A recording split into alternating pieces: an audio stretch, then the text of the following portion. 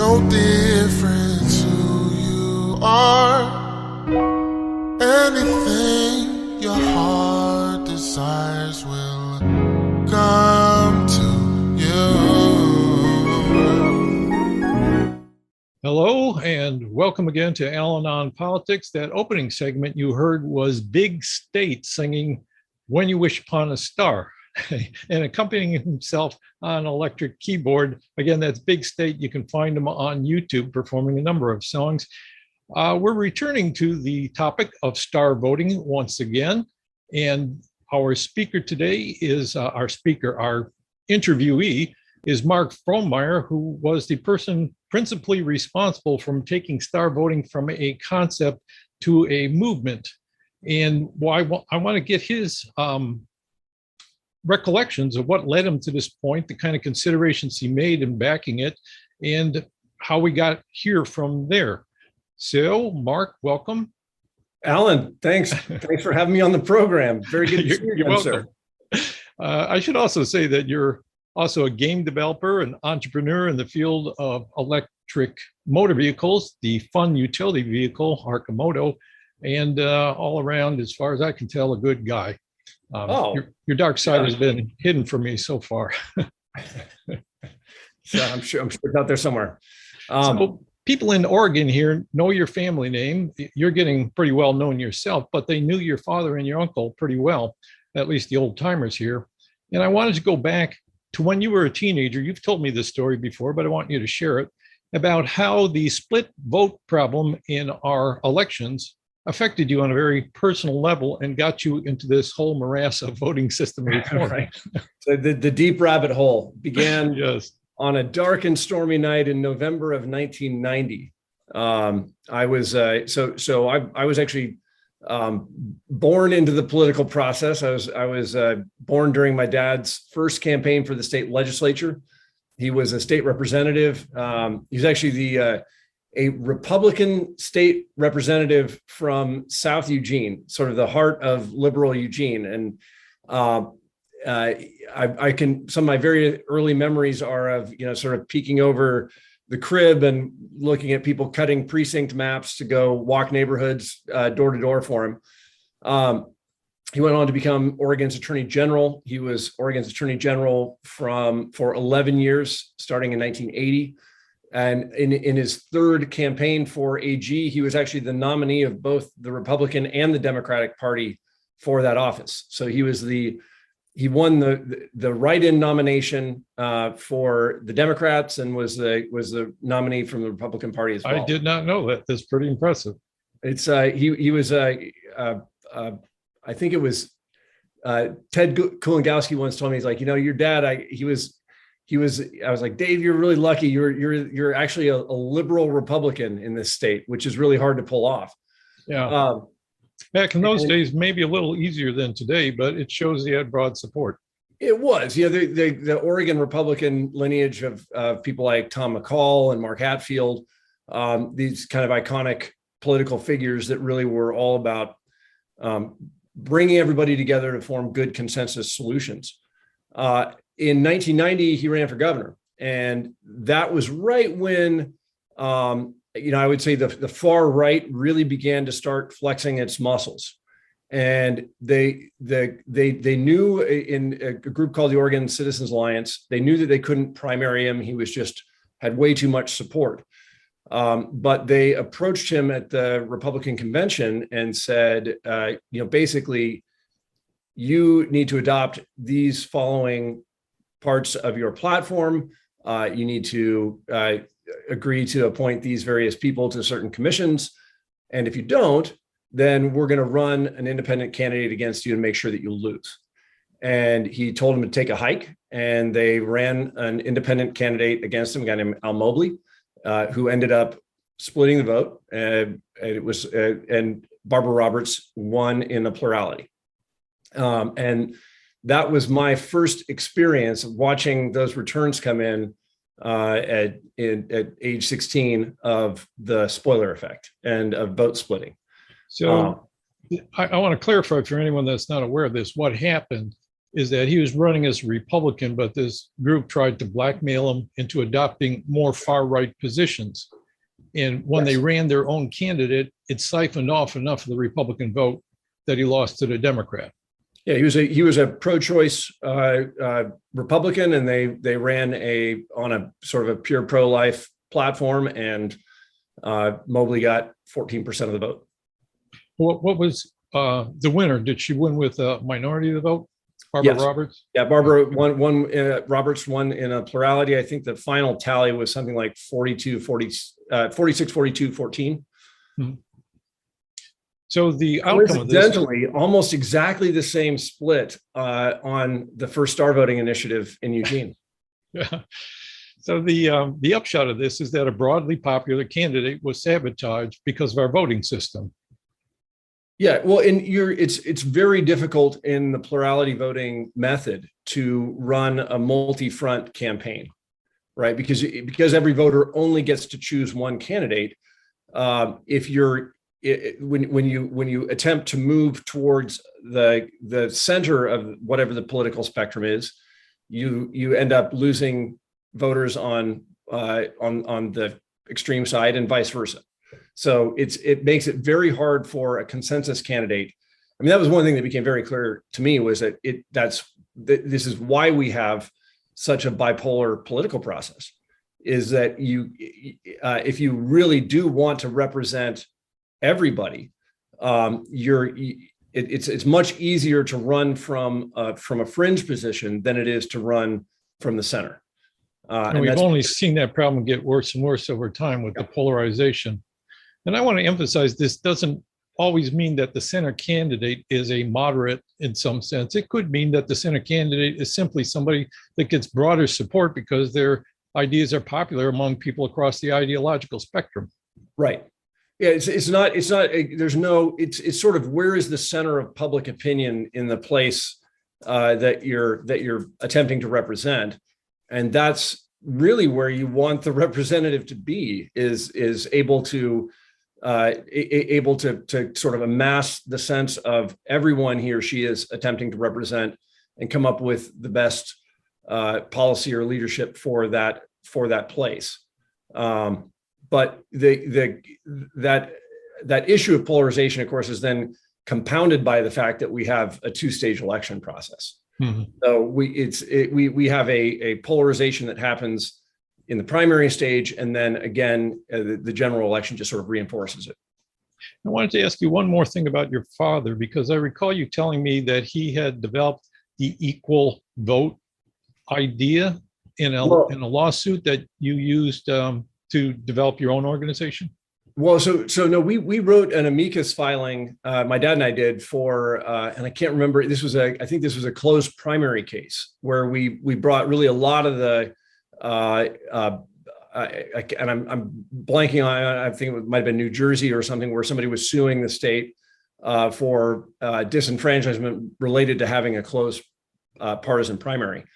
But where we really got the core of the ethos of the Equal Vote Coalition was from the Center for Election Science, and in their explanation of why it is that approval voting meets the principle of one person, one vote, which is that in an election where you have more than two candidates, if you've got voter A and voter B, if voter A approves of candidate number one, then voter B, who likes candidates 2 and 3, that expression of support for those two candidates is what allows both of those voters to have an equal voice.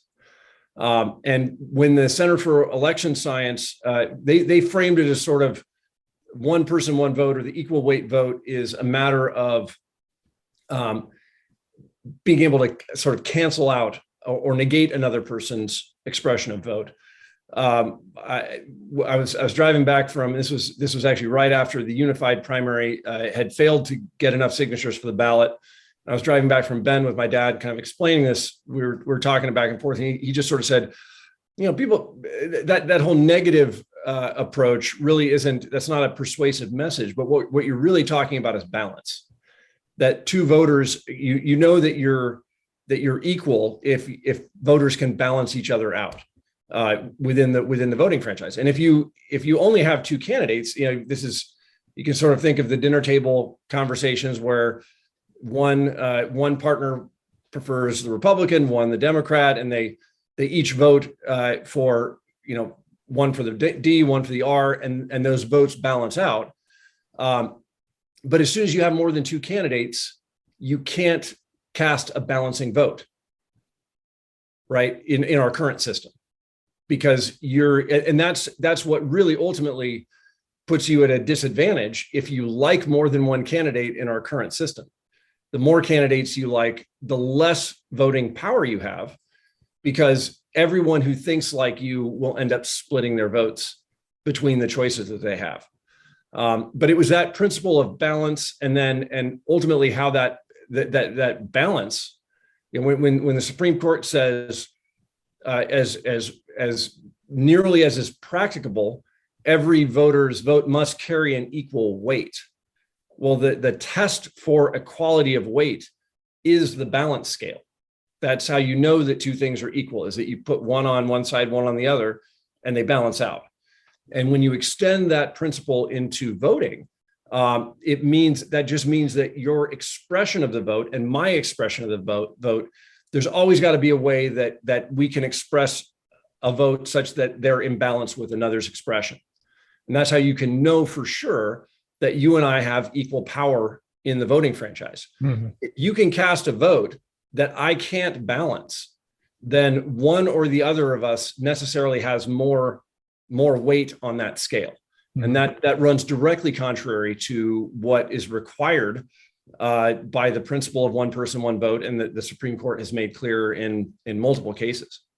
So let's make this more concrete for people. You mentioned the failure of the open primary measure. I assume that was the one in 2008 here in Oregon? Well, no. So open primary has been run twice in Oregon, once in 2008, once in 2014. I was the chief petitioner of a measure called the unified primary in 2013 into 2014. And ours didn't make the ballot. This was a grassroots campaign that ultimately the powers that be in the political realm opted to go with a rerun of the open primary and not support the unified primary. So the unified primary never made it onto the ballot. But this was, I think, to my knowledge, was the very first time that approval. So the unified primary is approval voting in the primary, followed by a top two election in the general. So in the primary, you can approve or not of any of the candidates in the field. And then whatever two candidates have the most support overall, those are the two who become the finalists in the general election. And then we all get to choose between them in the general. That system was, so it was first proposed. We were the first, I think, to propose it in Oregon starting in 2013. It is now the law of the land of St. Louis. So St. Louis took the unified primary and actually got it passed at the ballot box, and that's what they do now. So the big difference, I mean, people can get easily confused by the terms, but open primary is where all the candidates run against each other, even two candidates or more from the same party can run. Yep. And there's no party preferences listed on the ballot. You're allowed to vote for only one, though. Correct. Which means that some people's vote gets split between candidates that are in some ways similar or that they like more than one, which unbalances it in the way you were explaining, equal weights. But the unified primary, which is what you were promoting in Oregon back in 2014, you can vote for more than one candidate in the primary. That is, you can show your approval for as many candidates as you want. Right. You get to say, and you basically get to vote on each candidate. So you get to say yes or no to every candidate on the ballot. And then the two candidates who get the most yeses from voters, those are the finalists in the general election. You still get one. I mean, there's this question of, of what is a vote. It's and the vote is really just your expression, your voice about what you want the outcome to be. So you don't get, multiple votes. You have one vote, but within that vote, you can express a yes or no on everyone on the ballot in the unified primary. So in a sense, it's an equal voice. Yes. Yeah. Everyone gets the same yes or no on all the candidates, and you just add up the yeses. Well, I wanted to ask also, this is not a chronological question. I guess it is. You were aware of ranked choice voting. Oh, yeah. Which at that time in 2014, we hadn't met, and I knew about ranked choice voting, was trying to promote it. Wasn't getting very far in Oregon at the time, but you must have had reasons for going with the unified primary when you set up a ballot initiative rather than ranked choice voting. Yeah, well, there were a few things that fed into that. One, so you rewind the clock in 2007. I actually met up with Phil Kiesling at a conference that the Bus Project put on, and he was promoting the open primary. And at that point, I was a huge ranked choice voting fan. So instant runoff. So I was like, Phil, you got to do IRV. And he said, oh, no, that's going to requires a change to the ballot. It's a complicated algorithm. It was in those intervening years that I started to study some of the problems with the instant runoff method. So I was a long time fan of instant runoff. I mean, this is going back to for a long time. I thought that was the real solution that would have solved for and to the original problem that got me into this in the first place. That instant runoff would have worked just fine in that 1990s gubernatorial election. Let's clarify: instant runoff is a form of ranked choice voting. Yeah, there's a number of ways you can count them, but ranked right. choice means you rank the candidates. Instant runoff is a particular way of counting the votes and deciding how the outcome is determined. It does, although the RCV, as promoted by Fair Vote and their satellite organizations, is the instant runoff method. Yeah, they're not out there promoting Schulze and MinMax, and there are some very good ways of counting ranked ballots, but the one that's used now as ranked choice is really not a good algorithm for counting ballots, and that's sort of what I discovered along the way. It works. It would have worked, that instant runoff method, and the way RCV or instant runoff are computed today is that you get to rank all the candidates on the ballot. Here's my first choice, second choice, third choice, fourth choice, and so on. And then the way it counts is you add up the first choice votes of all the voters, and whichever candidate got the fewest first choice votes is eliminated. All of the people who voted for that candidate in first position, now their ballot starts to count for their second choice. And it's a seemingly simple system, right? It's like you just do runoffs over and over and over and over again until you have a majority. But when you combine that, if the goal is not just the ability to express support for more than one candidate, but to actually have that support be counted fairly, that's where the instant runoff method doesn't work well. Because what can happen is that, and ranked choice is often promoted with messages like, you can just vote your honest preferences in ranked choice, and it's as easy as 1, 2, 3. But if your honest second choice preference gets eliminated before your first choice, then your second choice never gets counted. And that becomes particularly problematic when you have more than 2 strong candidates in a race. So in the 1990 race, there were only 2 strong candidates, and there were a bunch of sort of much more fringe candidates, including the independent, that ended up siphoning off 14% of the vote. In that election, an instant runoff would have worked. That is, it would have produced the consensus candidate. But if you had 3 or 4 or 5 good candidates for the job, that's where that counting method can really break down. And in that window between 2007, when I was a big fan of instant runoff, and 2013, when we started pitching the unified primary, that's when I sort of discovered the mathematical problems with instant runoff, and why it was sort of like, okay, we need a better solution than that. Where did the idea of using approval with an open primary to create unified primary. Where did that come from? Was that something that other people have been talking about? No, it was actually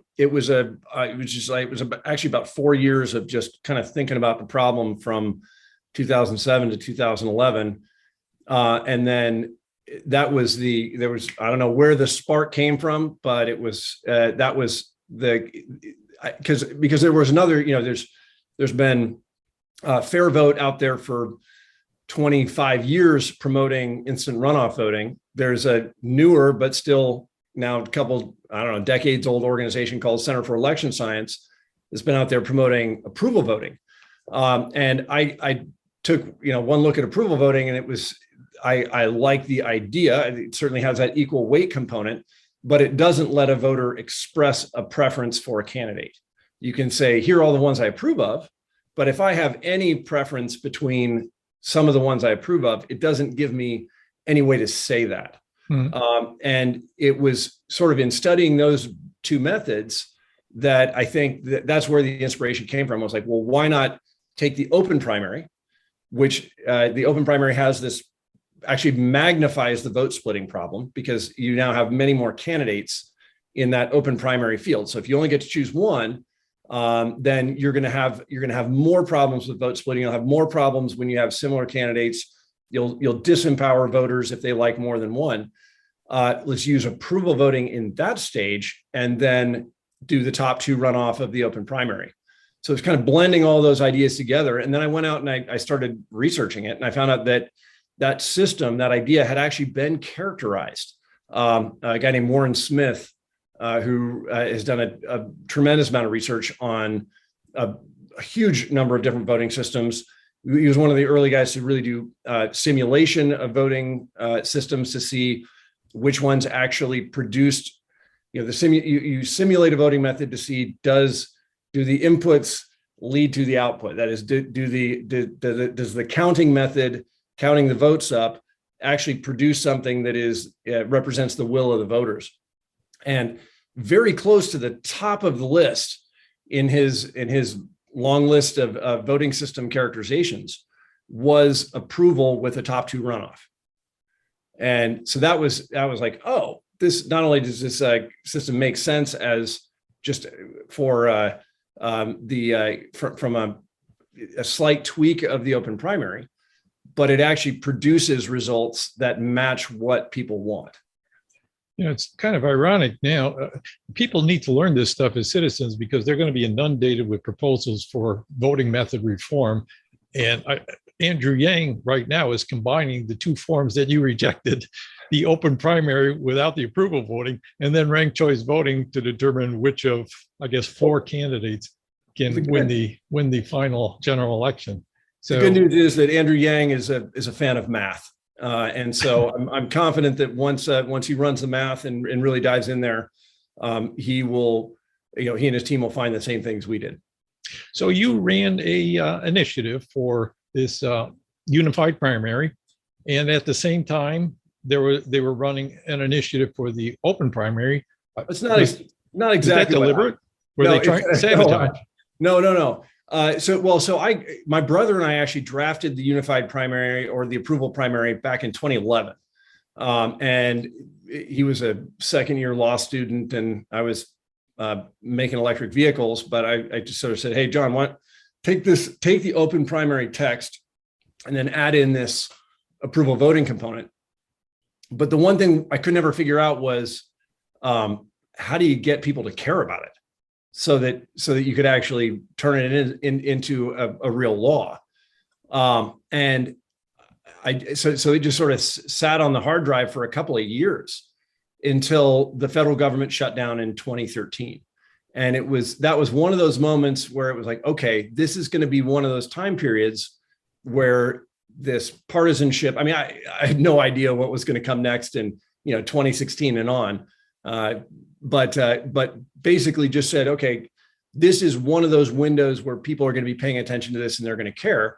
And that's when I submitted it for its initial signatures for the sort of the proof petition.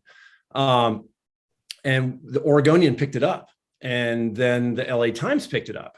And then people on the national level started to get in touch and say, "Oh, this is a really interesting tweak on democracy reform. We'd like to be of help." And this is the Schwarzenegger Institute, Michael Bloomberg's team out in New York reached out, and they said, "Okay, well, what you're going to need to do is you're going to need to make sure that you've got the right support in the state. But if you gather that support, then we'll help out." And so that's when I went to the folks who had done the open primary back in 2008 and had been the big supporters of that. And actually, they were very supportive of the unified primary. They did want to have make sure we had a petition for the original open primary in the mix, in case polling determined that the unified primary was going to be a no-go, but the open primary was going to be good. And I just said, okay, well, that's great if you guys want to do that, but there are huge problems with the open primary. And so I'm not going to be willing to be the chief petitioner of that measure. I will be the chief petitioner of the unified primary, which is the direction I strongly propose that we go. And ultimately, the folks who were cutting checks decided that it was, given the investment needed to make any kind of reform, that they were going to support something that had already been proven in Washington and California, and sort of that it's already been done effect, rather than take a shot on something new. And so that's where this was, I don't know, April of 2014, kind of split paths. The team down here in Eugene made a valiant attempt to collect the 87,000 signatures necessary to put it on the ballot in 6 weeks. And this was after, I mean, I learned a whole lot about the initiative process and the powers that be. The Democratic Party of Oregon just did everything they could for months to try and delay the certification of the petition. I ended up running crosswise of some of the people in the Green Party who saw the unified primary as the open primary and were confused about and still resent you to this day. They still resent. Some do. So yeah, I've mended some fences. Some people are stubborn. So the outcome was the one you were pushing, the unified primary, failed to make the ballot because you didn't get enough signatures. Yeah. But the other one made the ballot and once again got rejected by a pretty large margin with some it got 30 something yes to 60 something no. It lost by more than the original one in 2008, despite many millions of dollars more being spent to promote it. So this is where we're getting to the star voting concept. And we're already through a half an hour. We are. So let's just cut it here and leave people hanging. Say this is all right. After the failure of the unified primary, you came up with a new idea yet again, which or an idea came up which you ran with, and that was star voting, and actually sparked a movement which is now spreading around the country and around the world. And I think really it was within days of not qualifying for the ballot. That was when I drove back from Bend with my dad, had that conversation, and I realized really the magnitude of what we were going after, which is that in that quest was the quest for the real equal vote. And that's it was the unified primary campaign ended, and days later, the Equal Vote Coalition began, and with the goal ultimately of making sure that we get equality in the voting franchise. And then several months later was a new star was born, although it wasn't called that at that point. So you folks watching this are going to have to wait a week to hear the outcome of this. But Mark and I are just going to continue from here. I'm going to play once again a little bit of Big State doing When You Wish Upon a Star to close. And then we will be back to talk about how star voting got started. And in my opinion, is an improvement on all these different voting methods that we've been talking about and that are being promoted still to this day as rivals, which they shouldn't be. Anyway, thank you, Mark, and we will be back. If your